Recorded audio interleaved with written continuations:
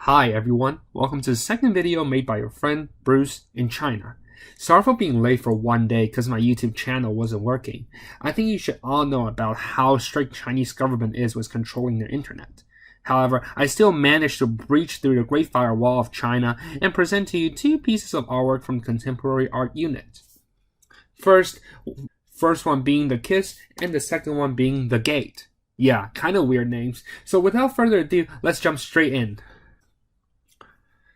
So like what I said, the first piece of artwork that we're going to view is called The Kiss. Strictly speaking, it's not only from the Contemporary Art Unit, rather during the time when it was created, 1916, we sort of see the transition from the extravagant Baroque style art back to a simpler form. And I think we can sort of tell how simplistic it is from the sculpture itself. Visually, the two entities kissing are not very humanoid, so to speak. However, we can still be able to distinguish their biological sex from the two intertwining figures. The one from the right is woman due to a slightly thinner body, slightly smaller eyes, a super long hair, and a bulge which suggests the breasts. The sculpture does not look anything European that we have viewed previously. There is no contrapposto celebration of human body that we have studied from the Greek art unit, intricate bas-relief design. The sculpture looks archaic, almost prehistoric. In fact, whenever I look at it, it makes me think of the emblem stone from the Pacific Art Unit or the anthropomorphic stele from the Africa Unit. So yeah, looks pretty old. Therefore, this limestone structure is really an outlier in the European artwork at the time. The cubism expressed in art breaks the human form into basic rectangular shape. Its archaic look, every part of this work rejects the pre-existing academy in the European art.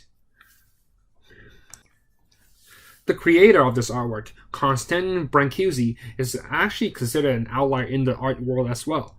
Instead of adding decors, he's devoted to finding the most simple, the simplest, and the most elegant way to express the essence of his chosen subject, which sort of reflect the earliest form of minimalism in the early 20th century.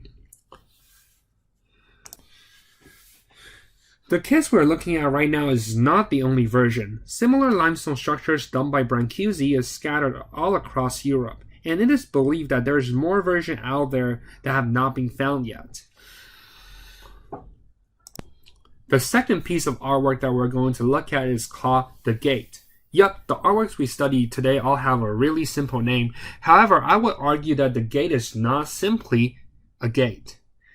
Nearly 30 years after the artists Crystal and Jean Claude first conceived the idea of the gates, this logistically complex project was finally realized over a period of 2 weeks in New York's Central Park.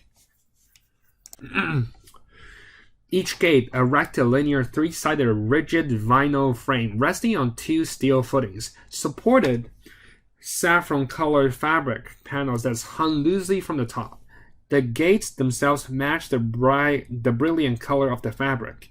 The statistics are impressive. 7,503 gates ran over 23 miles of walkways. Each gate was 16 feet high, with widths varying according to the pass width. Despite a brief 2 weeks exhibition period, the gates remains a complex testament to two controversial topics in contemporary art: how to create meaningful public art and how art responds to and impacts our relationship with the built environment.